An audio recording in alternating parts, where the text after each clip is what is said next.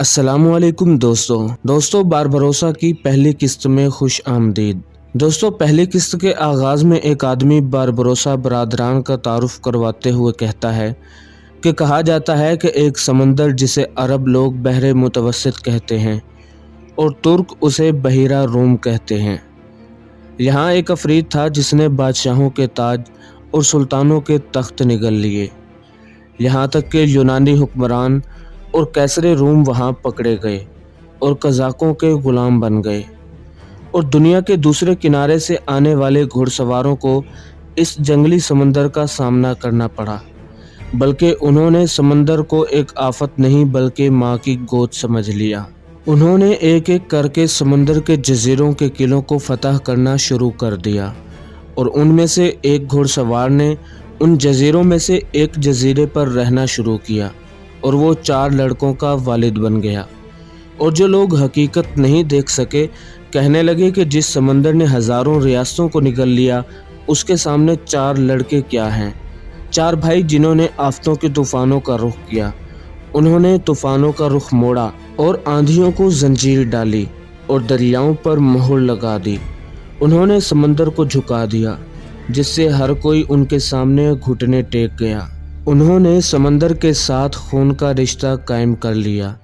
पहला भाई जो कश्ती पर गया उसे बाबा उरूज कहा जाता था, और बरसों बाद दोनों भाई बारबरोसा के नाम से मशहूर हुए। दोस्तों, वीडियो में आगे बढ़ने से पहले आपसे रिक्वेस्ट है कि हमारे चैनल इन्फो वॉइस को सब्सक्राइब कर लें और घंटी को भी दबा दें ताकि बारबरोसा की हर नई आने वाली तमाम एपिसोड आप तक बर वक्त पहुँच सकें।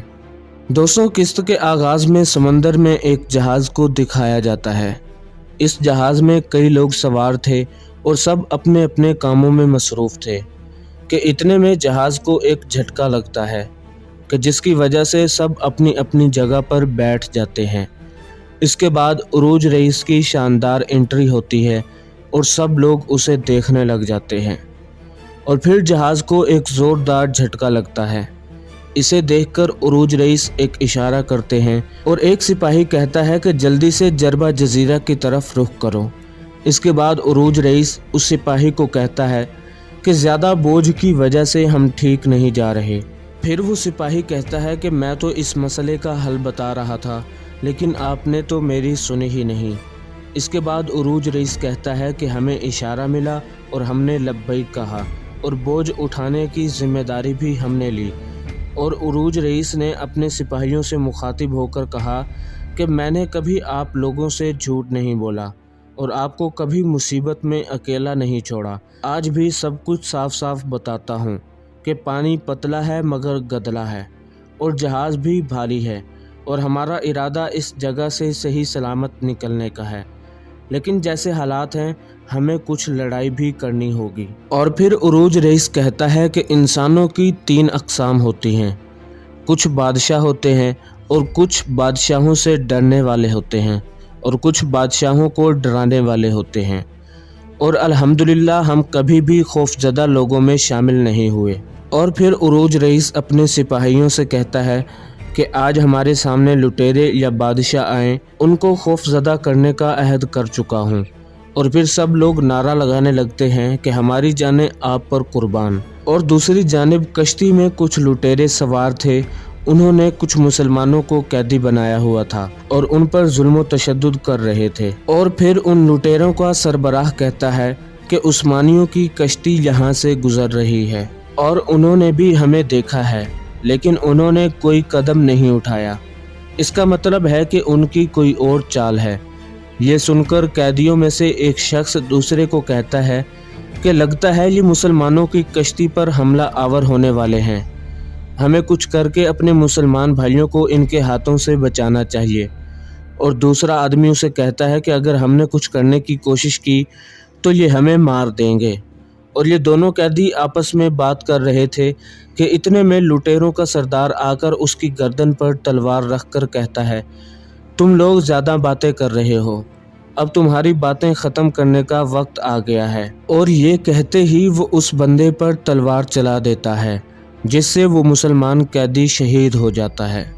और फिर वो लुटेरा कहता है कि अगर तुम में से किसी को हीरो बनने का शौक है तो वो सामने आए, लेकिन उनमें से कोई भी आगे नहीं आता। और दूसरी तरफ उरूज रईस की कश्ती कुछ पत्थरों तक पहुंच जाती है और उन पत्थरों में से कुछ लुटेरे छुपकर उनको देख रहे होते हैं। उरूज रईस का सिपाही कहता है कि यहाँ तो काफ़ी सारे रास्ते दिखाई दे रहे हैं, लेकिन उरूज रईस कहता है मुझे इन रास्तों से कोई लेना देना नहीं, बस हमें यहाँ से बाहिफाजत निकलना है। इसके बाद दिखाया जाता है कि एक आदमी कश्ती के तहखाने में सोया होता है, जो शोर की आवाज़ सुनकर खड़ा हो जाता है और अपने कुल्हाड़े को उठाकर हंसने लगता है। इसका नाम इलियास था। इसके बाद पत्थरों में छुपा एक लुटेरा बगले की आवाज़ें निकालना शुरू कर देता है और ये सुनकर उरूज रईस अपने सिपाही को कहता है कि तुम्हें इस बारे में ज़्यादा इल्म है। ये जो परिंदे की आवाज़ आ रही है, जहाँ तक मुझे मालूम है ये समंदर में कश्ती को देखकर फ़ौरन ही इस पर लिपट जाते हैं, लेकिन ये ऐसा नहीं कर रहे। इसकी क्या वजह हो सकती है?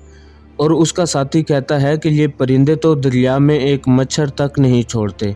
और दूसरी जानिब इस परिंदे जैसी आवाज़ सुनकर लुटेरों का सरबराह कहता है हमें इशारा मिल गया है, वो मुसलमान हमारे करीब पहुंचने वाले हैं। थोड़ी देर बाद वो पत्थर की दूसरी तरफ नुमाया हो जाएंगे और यहाँ इलियास ऊपर आ जाता है। और फिर उरूज रईस अपने एलची से कहता है कि आप अपने कमरे में चले जाएं और अपने मुहाफ़िज़ों को भी साथ ले जाएं, क्योंकि उरूज रईस को पता चल जाता है कि अब हमला होने वाला है। और दूसरी तरफ लुटेरों का सरबराह कहता है कि अगर वो हमारे इशारे पर रुक गए तो ठीक है, अगर वो नहीं रुके तो हम उन्हें निस्सो नाबूद कर देंगे।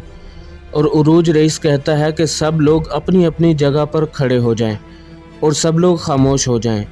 फिर इसके बाद उरूज रईस को एक आवाज़ सुनाई देती है और उरूज रईस अपना तीर निकालकर पहाड़ों में छुपे एक लुटेरे को मार देता है।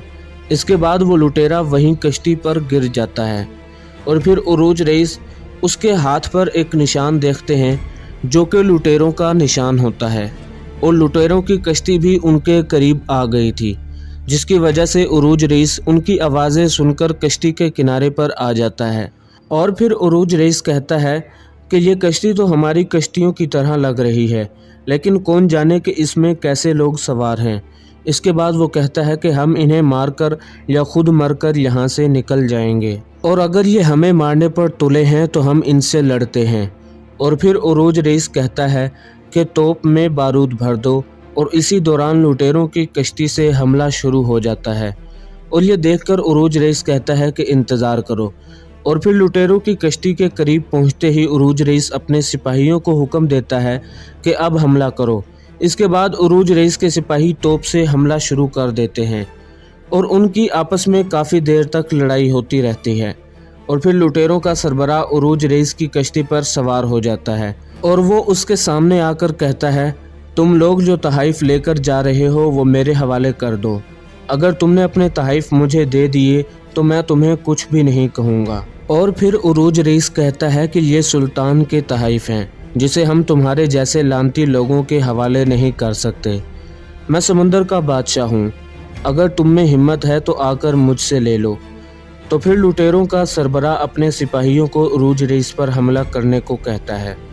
और दूसरी तरफ उरूज रईस ने जिस एलची को सिपाहियों के साथ कमरे में भेजा था, वो अपने साथियों से कहता है कि इतने कीमती तहाइफ के साथ डाकुओं की जद में आ जाना हमारे लिए बहुत बड़ी ख़यानत है।